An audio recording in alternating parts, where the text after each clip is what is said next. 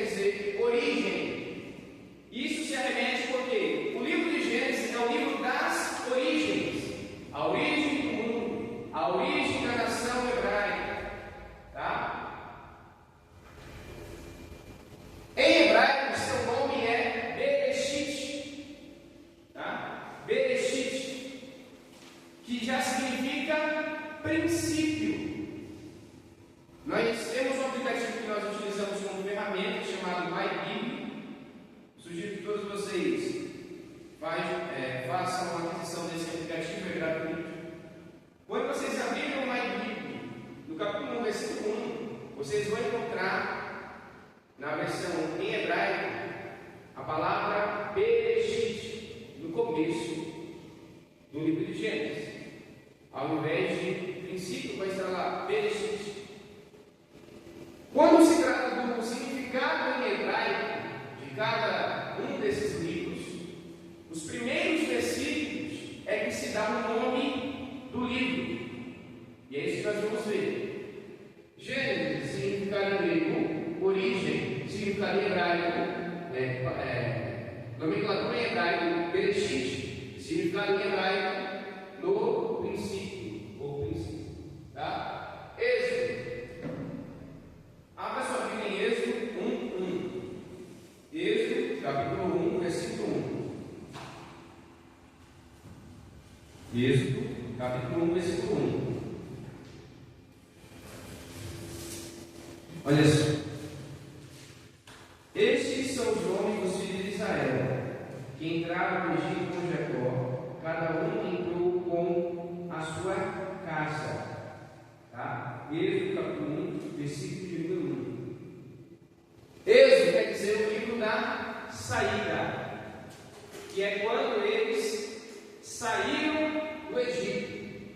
Só que em hebraico, seu nome não é saída, não significa saída. É Shemot, que significa nomes, que é exatamente o que está no primeiro versículo. Estes, pois, são os nomes dos filhos de Israel. Tá? Então nós podemos ver que quando os livros bíblicos receberam ou tiveram seus nomes atribuídos no grego, foi mais voltado ao seu conteúdo. Já uma vez que receberam seus nomes através do hebraico, foi relacionado ao início em que estava escrito, ao que estava relacionado no início do conteúdo. Tá? Levítico. Abra sua Bíblia em Levítico, capítulo 1, versículo 1. Levítico, capítulo 1, versículo de número 1. Diz assim: E chamou o Senhor a Moisés, e falou com ele da tenda da congregação, dizendo. Levítico quer dizer leis dos levitas. Nós vamos falar de quem eram os levitas. Só que em hebraico, seu nome é Vaikra, que tem por significado chamado por Deus. E esse daí sim tem bastante similaridade com o conteúdo do livro, porque o livro de Levíticos é relacionado a Levi, que foram chamados, separados por Deus para o exercício do sacerdócio. Tá? E é justamente isso que está aqui. E chamou o Senhor. Tá? Números, capítulo 1, versículo 1. Números, capítulo 1, versículo 1. Diz assim: Falou o Senhor a Moisés no deserto de Sinai, na tenda da congregação, no primeiro dia do mês segundo, no segundo ano da sua saída da terra do Egito. Números quer dizer censo, literalmente números, contagem. Só que em hebraico é Bramidbar, quer dizer no deserto, que é justamente o primeiro versículo. Deuteronômio, capítulo 1, versículo 1. No início da nossa aula, eu estou fazendo a introdução à matéria, mostrando para vocês quais são os livros e os seus respectivos significados dos seus nomes. Tá? Deuteronômio, capítulo 1, versículo 1, nos diz assim: Estas são as palavras que Moisés falou a todo Israel, da além do Jordão no deserto, na planície defronte do mar de Surpe, entre Parã e Tofel, e Labã e Azerote, e diz a tá? Deuteronômio tem por significado segunda lei. Depois lá eu vou destrinchar mais o significado dos livros, os conceitos, Deuteronômio, tá? Vou explicar melhor para vocês, mas resumidamente seria segunda lei. Como assim? Deus colocou duas leis?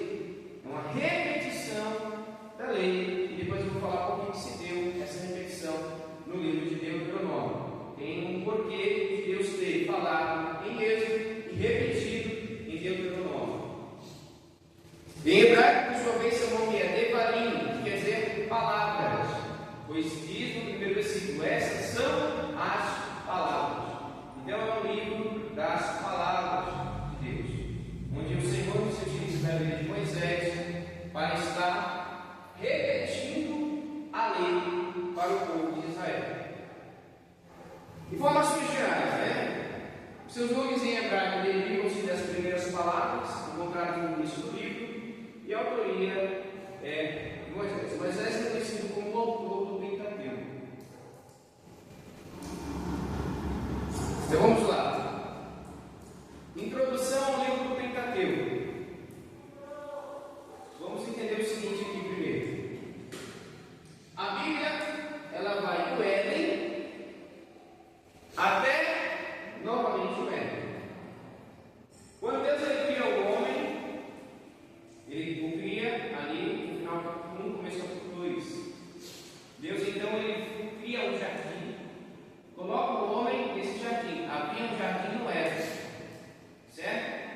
No Éden havia a árvore do conhecimento do bem e do mal, e havia a árvore da vida, e havia um rio que atravessava o jardim. Quando nós vamos para Apocalipse, capítulo número 22, nós vamos novamente visualizar, né, de maneira figurada, claro, visualizar, né, mesmo, a respeito da árvore da vida e do rio. E então nós trazemos esse entendimento que a Bíblia, ela inicia-se no Éden e conclui-se no Éden. Éden é o lugar da presença de Deus. O homem estava na presença, saiu da presença de Deus, está sendo restaurado pela presença, para então novamente permanecer eternamente na presença de Deus. Então o homem está sendo lapidado por Deus, transformado e preparado por Deus, para então retornar ao lugar da presença também. Tá? Conta assuntos de interesse geral para a humanidade, como a criação do mundo, a criação da humanidade, o livro do mito por todo o mundo, e pregar em todas as criaturas, o destino futuro do mundo, e Deus se utiliza de um povo para a partir dele revelar-se à humanidade, de modo que sua lei, seus ritos, suas festividades e demais coisas voltadas a esse povo falam de Deus, testemunham a respeito de Deus. Deus levanta um homem em específico chamado Abraão, e quando Deus o chama, ele tinha por nome Abraão. Desse homem chamado Abraão vem descender uma raiz, que é o povo hebreu. Então vamos lá. Falando um pouquinho de genealogia. Quando Adão conhece Eva, nasce-lhe um filho chamado Caim. A Bíblia vai dizer que Adão novamente conhece a esposa, nasce-lhe outro filho chamado Abel. Nesse meio período, a palavra de Deus vai parar de falar a respeito da procriação de Adão e Eva e vai se concentrar em falar a respeito da vida dos dois primeiros filhos de Adão e Eva. A Bíblia não conta todas as pessoas que nasceram durante esse período. A Bíblia foca naquilo que é concernente ao plano da salvação. A Bíblia ela não traz tudo a respeito da humanidade, nem tudo a respeito de Deus, mas todo necessário para o plano da salvação. Então a Bíblia vai nos contar que havia Caim e Abel. Quando Caim se revolta contra Deus, o pecado toma conta dele. Deus havia avisado a Caim, dizendo: olha, Caim, se você não tomar cuidado, o pecado terá domínio sobre ti. Caim ele não soube dominar o pecado, mas deixou ser dominado por ele. E como a palavra de Deus diz que um abismo chama outro abismo, a ira de Caim deu lugar ao pensamento homicida. O pensamento homicida deu lugar ao ato do homicídio. Porque o pecado da nossa vida ele não nasce no ato,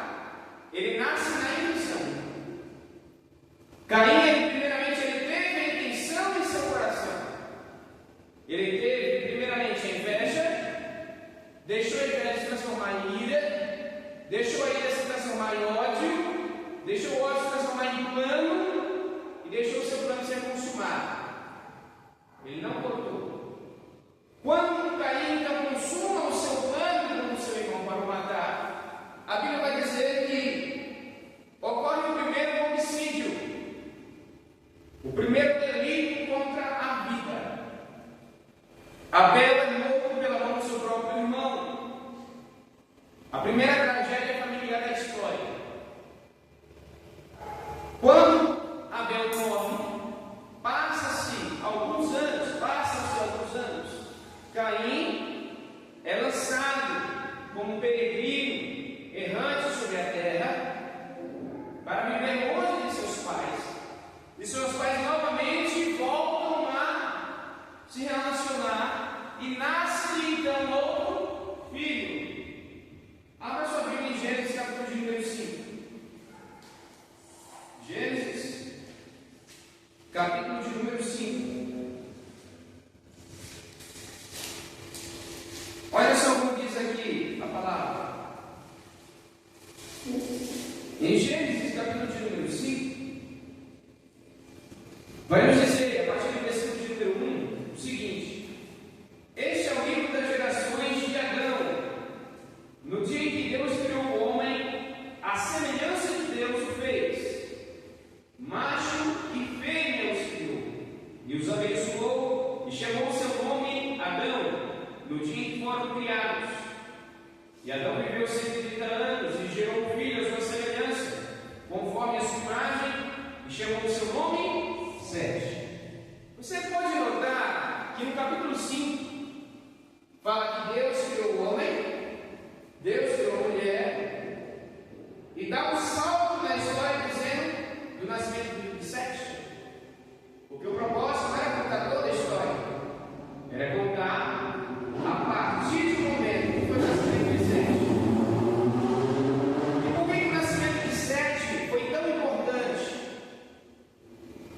Porque quando Abel morre, que era o filho piedoso de Adão e Eva, sobrou-se então Caim, e talvez alguns outros irmãos, filhos, talvez. E já não tinha-se então uma nação piedosa. Quando nasce Sete passa a ser o filho da esperança. Sete passa a ser o filho da esperança. Eva diz, que o Senhor então lhe concedeu um novo filho para ela. A Bíblia vai dizer aqui que foram os dias de Adão, depois de uma série de 200 anos, e gerou filhos e filhas. E aí, dali para frente, nós vamos ver a respeito da genealogia de Sete. A Bíblia vai focar na genealogia de Sete, dali para frente. A descendência de Sete é conhecida na Bíblia como uma descendência piedosa, porque foi a partir da descendência de Sete que vieram outros homens, inclusive Enoque, que passaram a invocar a Deus após o nascimento de Sete, após ali o nascimento também de Enoque, de Enos e de alguns outros homens, passaram-se a invocar o nome do Senhor. Olha só o que diz lá em Gênesis 4, versículo 26. E a Sete mesmo também nasceu um filho, e chamou o seu nome Enos. Então se começou a invocar o nome do Senhor. Então olha só como foi importante o nascimento de Sete. Sete teve um filho chamado Enos, e a partir daquele momento se começa a buscar a presença de Deus, a invocar a Deus, a chamar Deus para perto. O que é invocar? É chamar Deus para perto. Dali para frente havia uma descendência, uma geração que estaria se dedicando a Deus, a partir da descendência de Sete. Da descendência de Sete vai vir alguns homens que são contados aqui na Bíblia, São eles Enoque,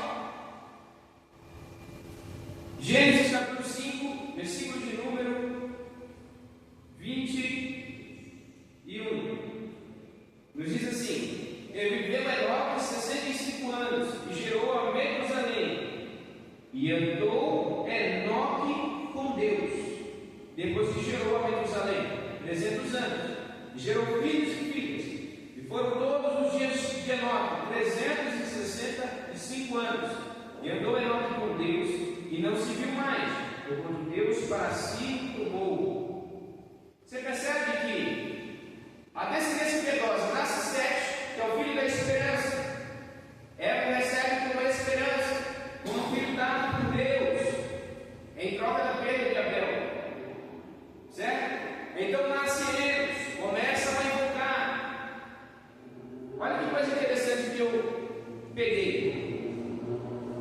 Uma geração pode ser mudada a partir de um indivíduo. A história de uma família pode ser mudada a partir de um indivíduo. Famílias que muitas vezes estão vivendo histórias de destruição, histórias de divórcio, histórias de adultério, história de violência, pode ter sua história mudada a partir de um indivíduo que decide começar a invocar o nome do Senhor. Esse indivíduo foi Enos. Depois de Enos, então vem Enoque. Já conseguiu um nível ainda mais profundo. Enos chamava Deus para perto. Enoque já tinha Deus perto. Olha como as coisas progridem. A Bíblia vai dizer: achegai-vos, pois, a Deus, e Ele se achegará a vós. É isso que a palavra de Deus vai dizer. A descendência de Sete, ela começa então a se achegar a Deus. E Deus então vai se achegando deles. E olha essa coisa interessante. Eu vou ainda mais profundo. Enoque chamou. Diga assim: Enoque chamou. Enos andou. E Abraão ouviu. E Noé ouviu. Olha essa coisa interessante. O primeiro personagem estava clamando para Deus ouvir. O segundo personagem já estava andando com Deus, na sua presença, foi tomado por ele. E dali para frente, Deus é quem estava falando com os seus servos.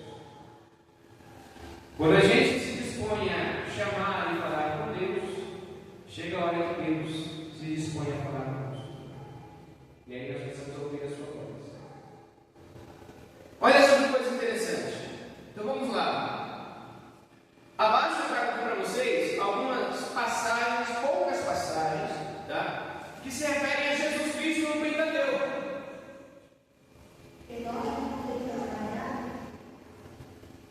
Isso, foi tomado por Deus. Quando a Bíblia vai dizer que ela foi tomada por Deus, seria só uma anotação, tá?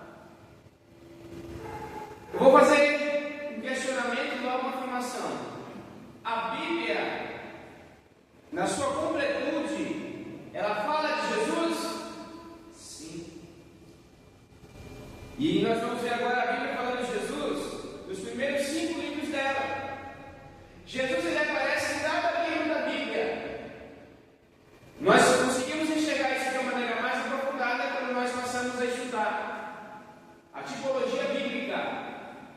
Na tipologia bíblica, nós estudamos os significados e as simbologias de objetos, pessoas, lugares que trazem significações a respeito de acontecimentos futuros ou até pessoas e até mesmo Cristo.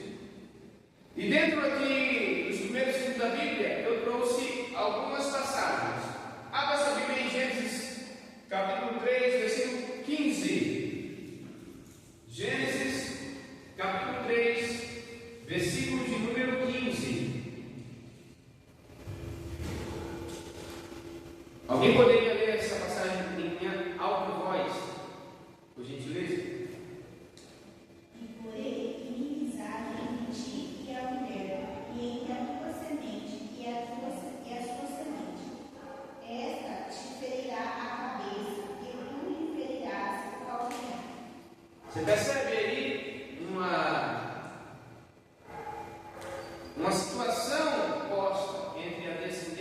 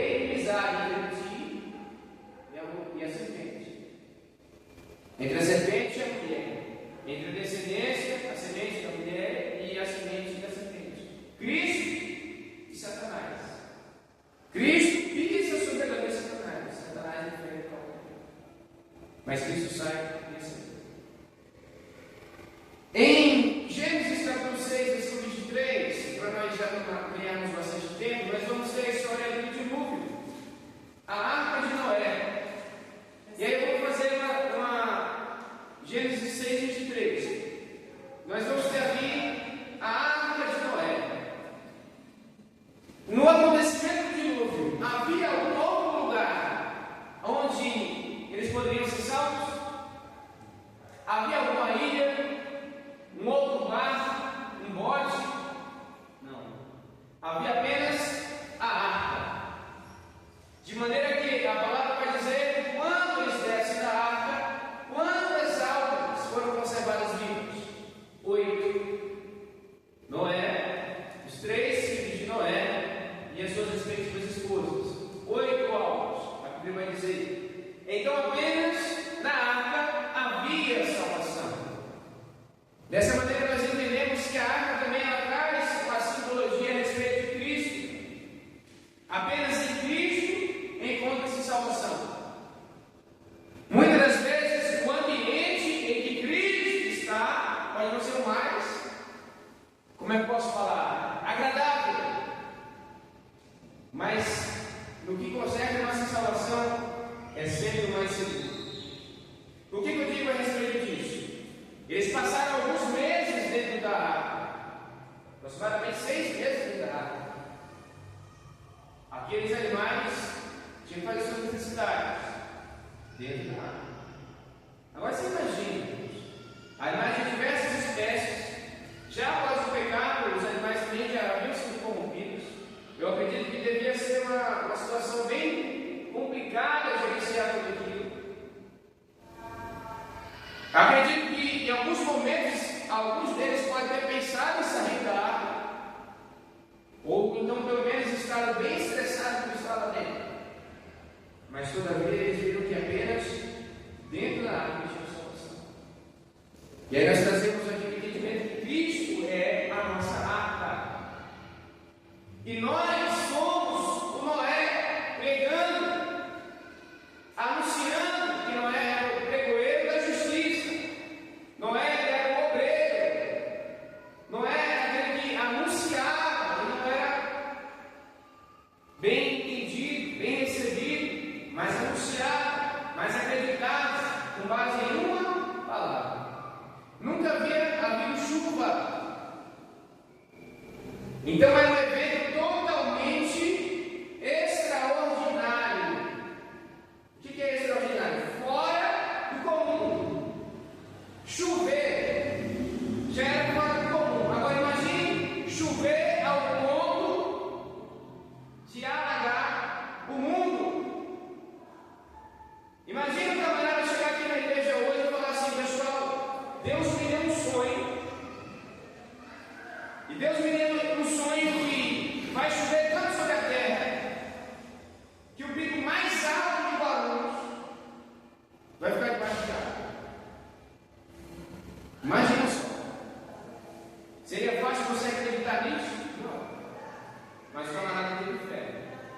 E quando nós vamos estudar também a arqueologia bíblica, nós vamos ver que a estrutura física da terra, em alguns pontos que já vamos estudar, é convergente, ou seja, vai de encontro ao acontecimento do dilúvio, de um grande assoreamento que foi feito através de águas. Então o dilúvio realmente ele tem algumas evidências que realmente aconteceu, tá? Igualmente quando nós pregamos a respeito da vida de Jesus, um evento totalmente extraordinário. Ninguém nunca viu alguém subir ao céu. Ninguém nunca viu alguém descer do céu. Mas vão ter que ver as duas coisas acontecendo junto: Cristo vindo e a igreja subindo. Só que é um evento totalmente extraordinário. É só para quem tem fé. Mas eu digo uma coisa: é só para quem tem fé ser salvo. Agora, até quem não tem fé terá que ver. A Bíblia diz que vai chegar um dia que todo joelho se dobrará e toda língua confessará que Jesus Cristo é o Senhor. Queiram ou não, reconhecerão. Vamos lá também para nós prosseguirmos. As nações seriam benditas em Abraão. Nós vamos ver lá em Êxodo, capítulo 12, versículos 1 ao 3. E aí chega a figura de Abraão. Deus chama Abraão e fala: Abraão, sai da tua terra, da tua parentela,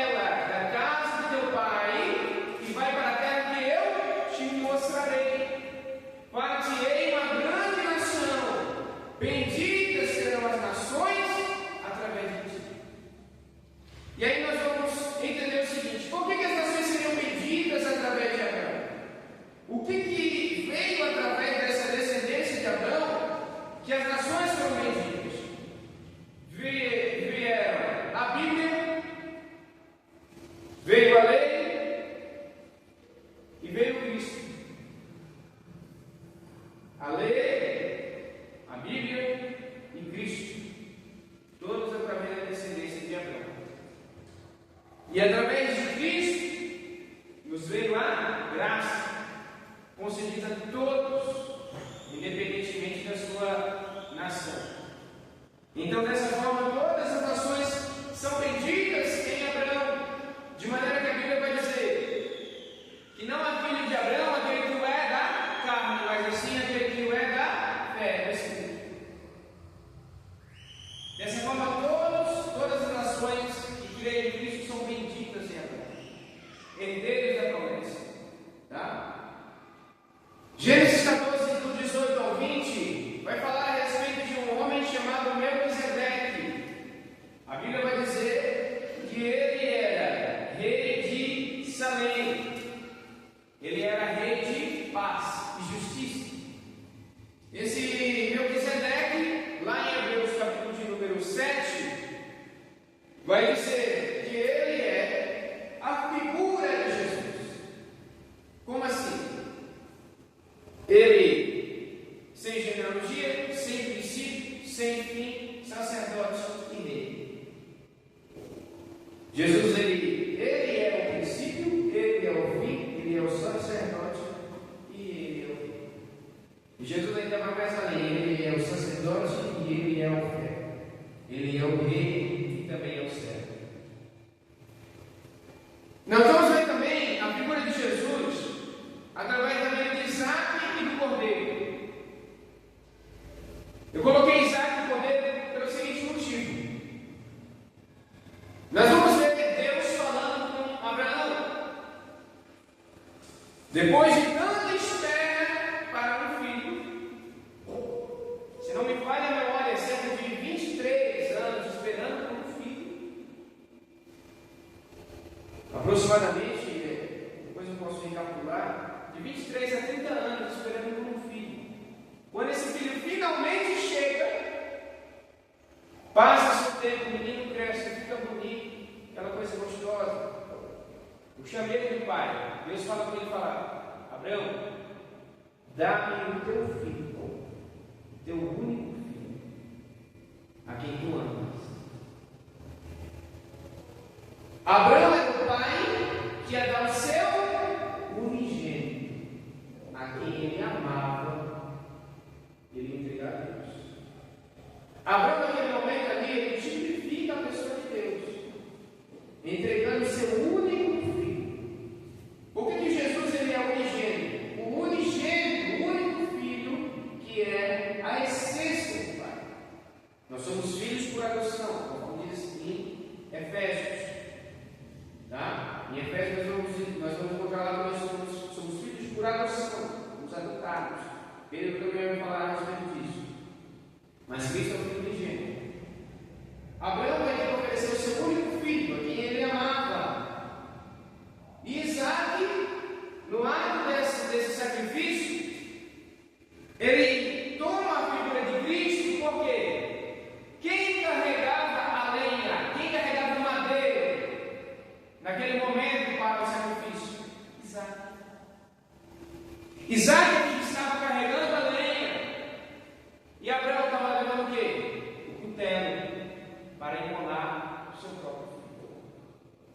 De maneira que em Isaías vai dizer que agradou a Deus o moelo.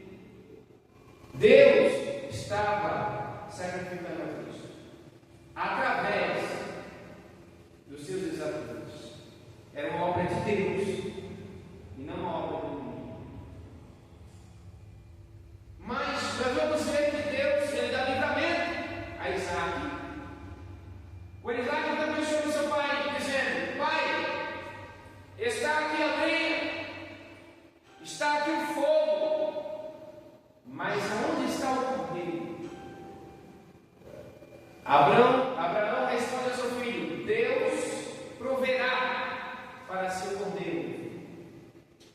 No momento em que Deus então ele dá a ordem para que Abraão não executasse o sacrifício do menino, Abraão obedece e aparece um cordeiro preso junto ao arbusto. E aquele cordeiro então morreu, foi sacrificado no lugar de Israel.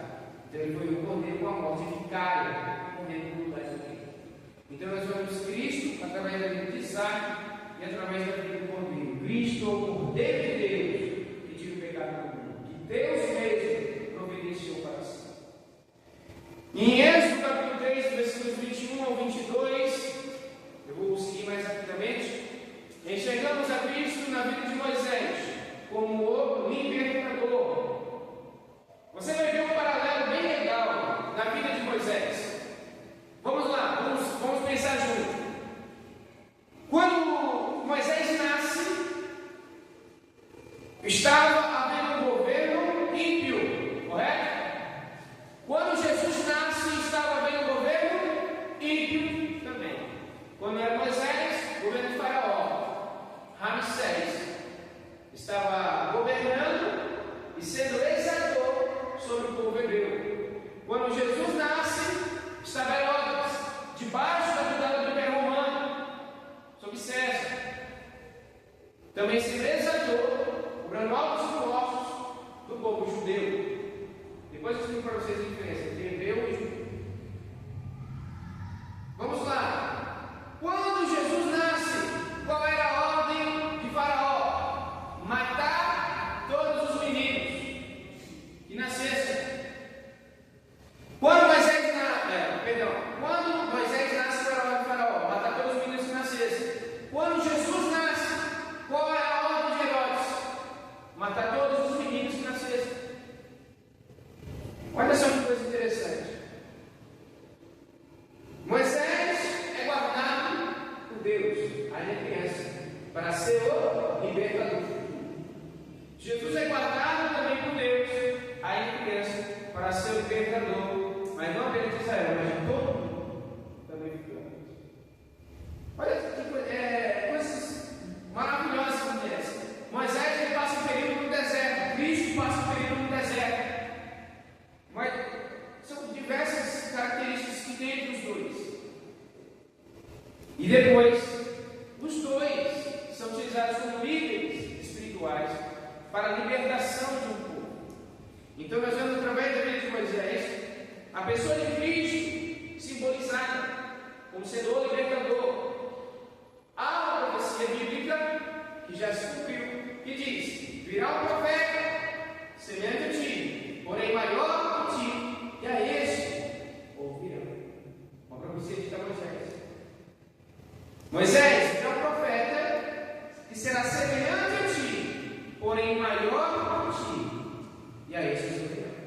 E vem Cristo, semelhante a Moisés, porém maior que Moisés, e a este ouvimos a Deus.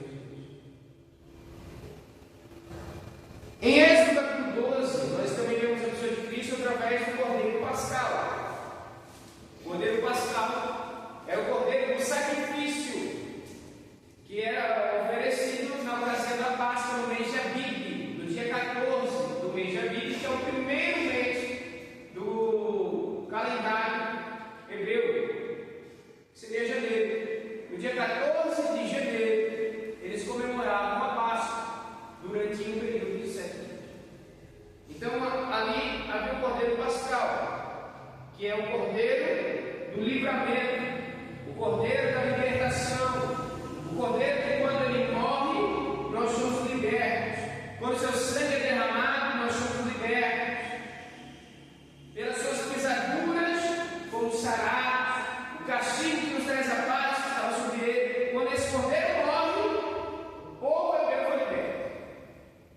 O último evento da libertação do povo hebreu foi a morte do Cordeiro. A ordem de Deus para eles era: preparai cada um para si um cordeiro. Se for muito para ti, divide com teu vizinho. E prepara os dois um único cordeiro. Comei ele dentro de vossas casas. O seu sangue passai Cristo sobre os umbrais da nossa porta. Vocês vão comer à noite, porém não estareis descalços, nem preparados para dormir. Estareis de chinelo, prontos a partir. Porque comereis o cordeiro, o espírito da morte passará sobre vós, mas não descerá a vós, descerá até aos egípcios e a todos os demais primogênitos que estiverem fora de casas que não tenham sangue passado pelos umbrais dos seus corpos. E aí estaria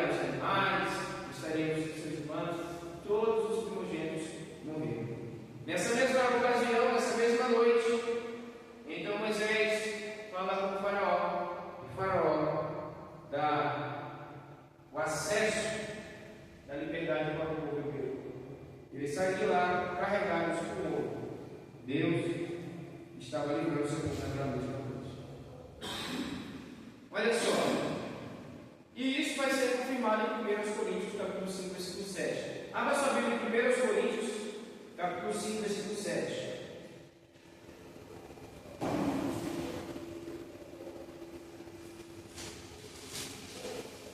É muito interessante quando nós começamos a analisar passagens paralelas da Bíblia, passagens que em livros, em épocas diferentes, tratam do mesmo assunto ou fazem referência a eles.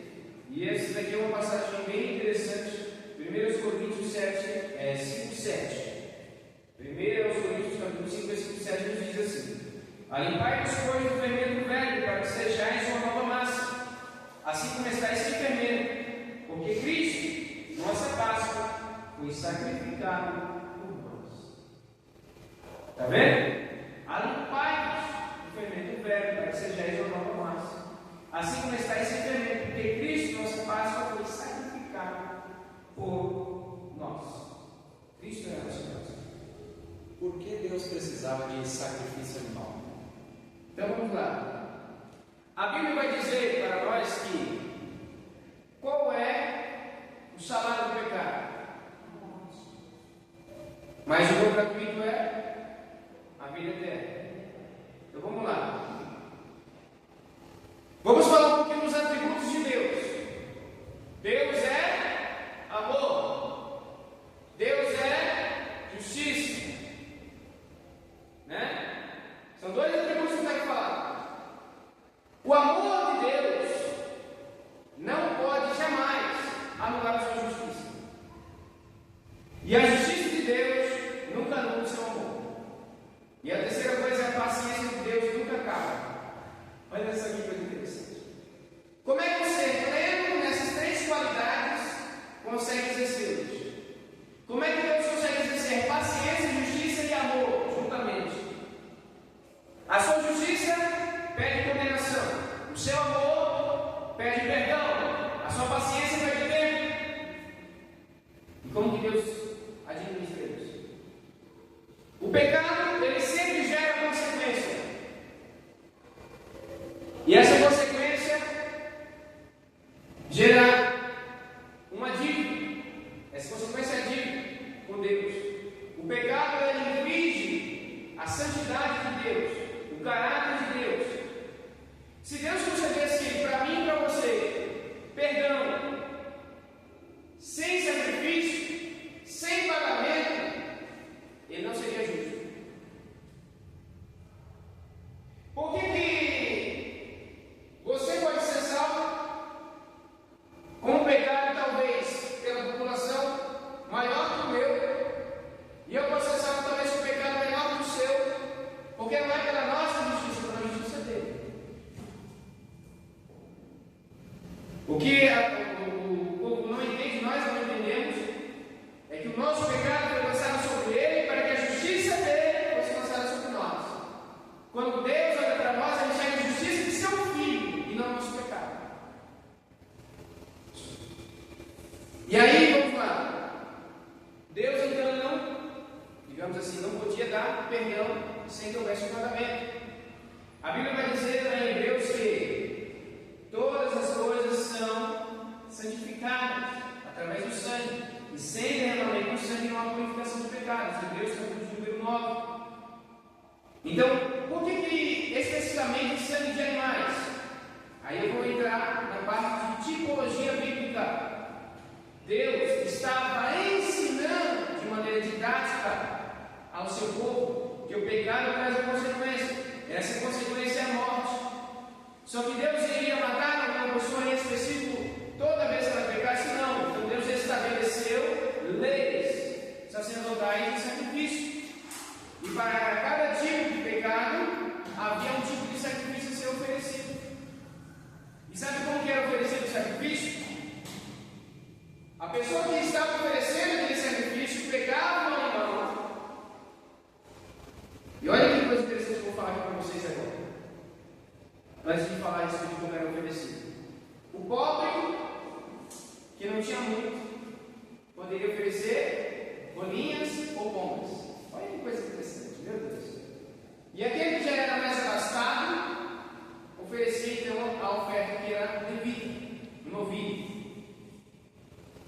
Isso mostra o que Deus concede perdão a pobres e a ricos. Cada um igualmente. Você pode ter cada menos ou mais, Deus perdoa mesmo. Porque é o sacrifício e não o sangue. Agora, olha essa coisa interessante. Quando eles iam ofertar, eles levavam o animal, colocavam a mão sobre a cabeça do animal. Aquela mão era em posição que aquele animal estaria representando aquela pessoa, tomando o pecado daquela pessoa sobre si. Então esse pecado é conduzido e então sacrificado. A lei, em Gálatas capítulo de número 3, vai dizer: a lei nos serviu de aio até Cristo. Sabe o que é aio? Aio em grego quer dizer professor. A lei nos serviu de professor até Cristo. Olha que coisa interessante. Por que guarda o sábado, não comer carne de animal imundo? Tudo isso tem um porquê, uma significação. Tem leis sanitárias, tem várias coisas que nós podemos tratar aqui. A lei ela serve de professor. Romanos 15 vai dizer: tudo, não algumas coisas, tudo que dantes foi escrito para o nosso ensino foi escrito. Tudo que está no Antigo Testamento tem uma significação, tem um ensinamento por detrás, inclusive o sacrifício. Quero apontar Cristo, ou seja, um sacrifício que não é o meu, vai parecer por mim e vai me conceder perdão. Só que, diferentemente dos demais, em Hebreus capítulo 5 vai dizer que Cristo, não como os demais sacerdotes, mas uma única vez, um único sacrifício, suficiente e pleno para todas as épocas, se ofereceu a si mesmo, como cordeiro, imaculado, diante de Deus, para perdão dos nossos pecados. É que, quando se trata da salvação, falava para o povo de Deus que, para que fosse perdoado o seu pecado, haveria um sacrifício. Só que quando a gente fala dos outros povos, na qual Deus avisava, se enviava profeta, uma situação de Nínive, ali se manifestava a salvação através simplesmente da graça. Como é que funcionava? Porque era assim: vocês vão ser perdoados se vocês se humilharem perante mim, mas não tem sacrifício, porque o sacrifício é específico do povo de Deus. Eu queria que você me explicasse como funciona isso. Então vamos lá, vamos entender tipos de salvação. Vamos lá. Se alguém está atravessando a rua, está vindo um ônibus, vai atropelar ela, eu puxei ela pela mão, eu salvei ela, certo? Mas eu salvei ela do castigo ou da condição física, certo? Um atropelamento, mas seria morte ou gravemente ferido, condição física. Quando você fala de Nínive, que eles foram salvos do castigo naquele momento. Entendeu? É diferente de falar a respeito de salvação eterna e perdão. É diferente. Vamos lá.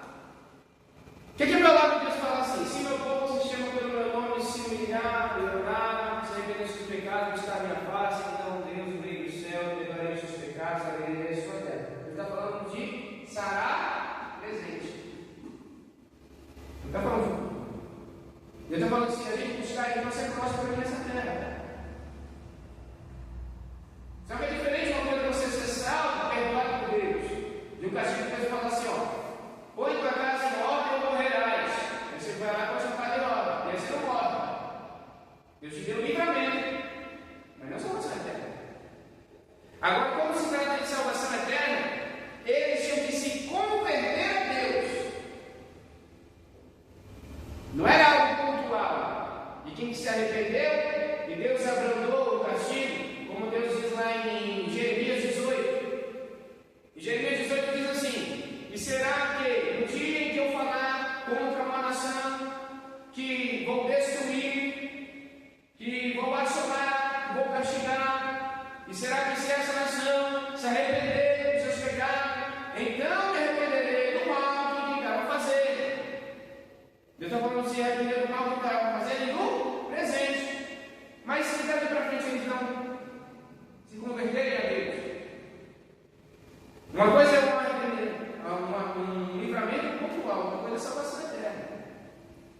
Ah, Deus falou que ia matar o camarada se ele não se consertasse.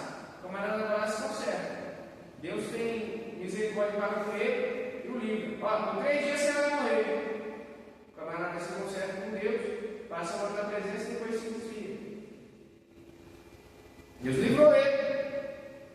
Mas essa salvação é conversão. Então, como é que funcionava para as demais nações? Como que é o julgamento para as demais nações? Primeira coisa foi algo que eu falei. Quem sem lei pecou, sem lei será julgado. Isso se chama lei da consciência. Mas Nínive sabia qual era a vontade de Deus. Porque o profeta estava lá dentro anunciando. E é daí onde a palavra de Deus vai dizer que aquele que conhece a palavra e faz coisas dignas de açoite, com muitos açoites será condenado. Mas aquele que não conhece a palavra e faz coisas dignas de açoite, com poucos açoites será condenado. Mas todavia os dois, se errarem diante de Deus, recebem a justa recompensa. Certo? Então vamos lá. As demais nações. O cristianismo recebe a todos que quiserem se arrepender. E o judaísmo?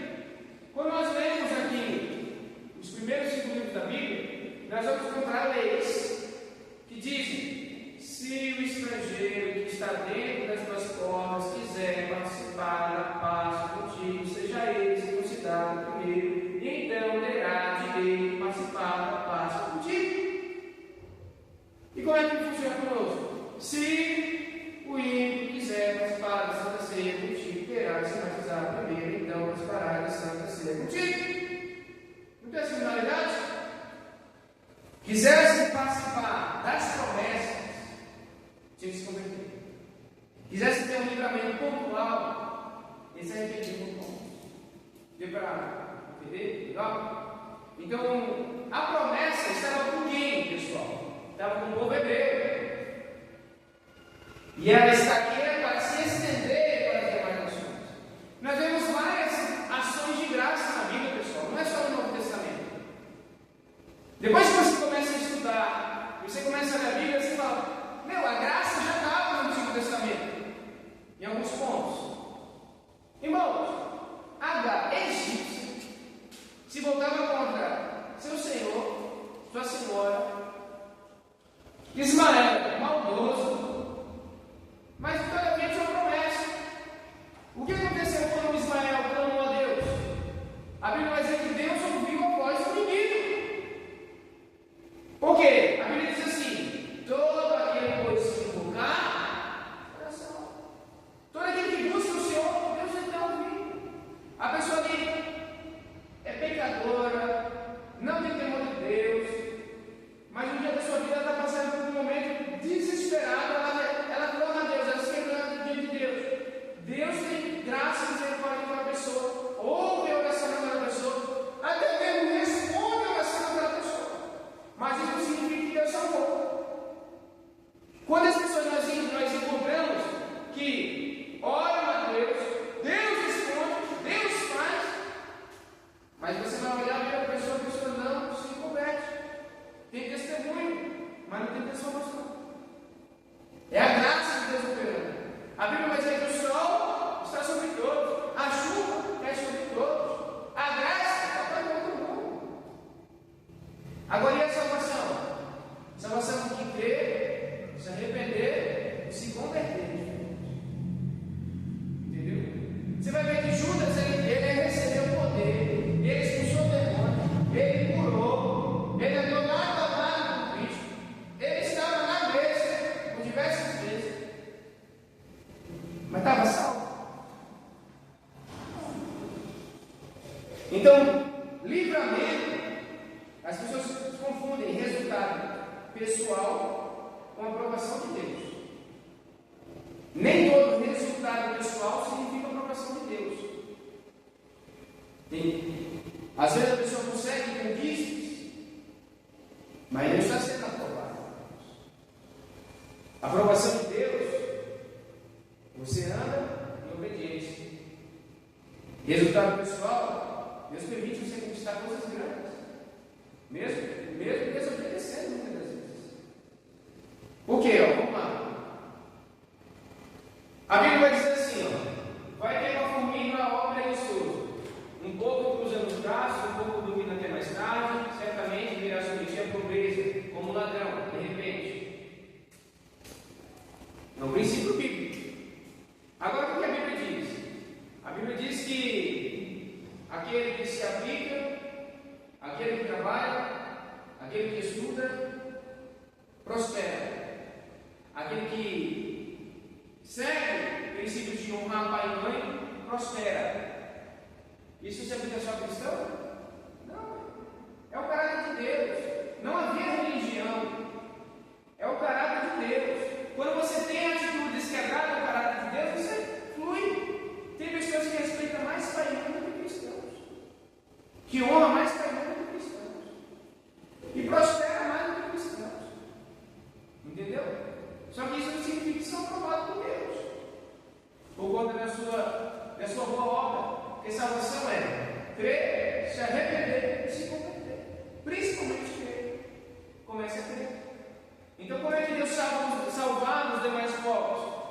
Primeiro, julgamento pelo segundo conhecimento deles. Aquele que sem lei pecou, sem lei será julgado. Segundo, todos quantos tivessem contato com o povo hebreu, ouviam falar do Deus hebreu. E aqueles que não quisessem se arrepender, se converter e se aliar, se aliaram. Mas se arrepender, participar do sacrifício, ou melhor, participar do ritual da circuncisão, para então ser parte do povo de Deus, tem que ter a marca da aliança. A circuncisão é chamada de a marca do conselho, que foi estabelecido por Deus. E só os povos que tinham aquela marca eram considerados pertencentes à promessa, à descendência. De maneira que, durante o período do deserto, o povo parou de observar a circuncisão. Você sabia disso? Durante o período do deserto, o povo parou de realizar a circuncisão. Não estava mais fazendo. Moisés estava lá no meio e não estava mais fazendo a circuncisão. Quando vem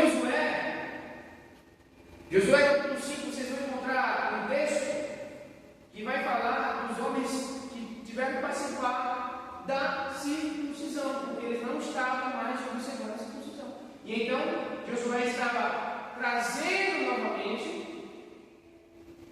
o ritual da circuncisão para o meio do povo. E os homens já velhos tiveram que passar por ele.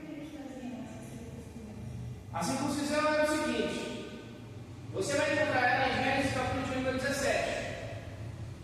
Gênesis capítulo de número 17, Deus vai dar uma ordem a Abraão.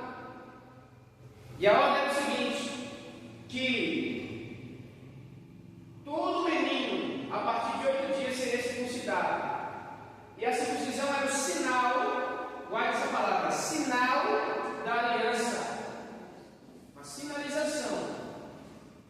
Era uma marca da aliança. Então, todo macho, todo homem que tivesse então a carne do seu prepúcio circuncidada, era uma cirurgia que era feita, tirava-se parte da carne que cobria a grande do prepúcio do homem, e então aquele homem tinha uma marca no seu corpo o resto da vida que fazia parte do corpo. É por isso que Deus quase mata Moisés, porque ele não quis circuncidar os dois filhos dele.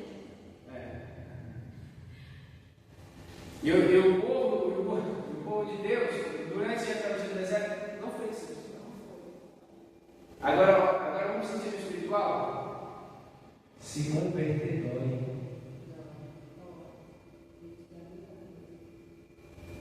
Se converter dói. Exige algumas coisas de você. Naquele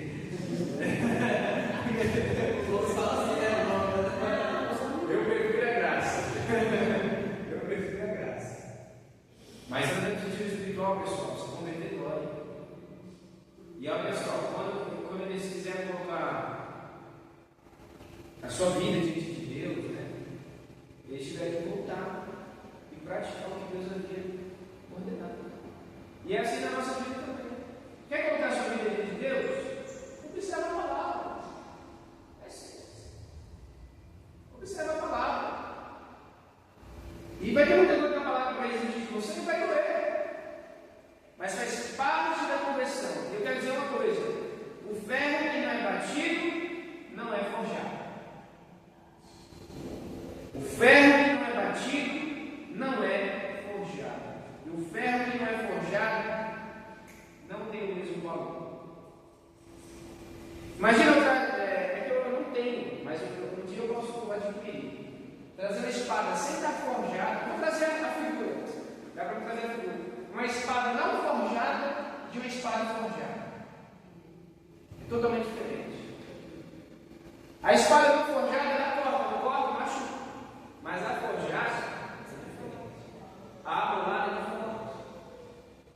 É a mesma coisa, o crente convertido é diferente.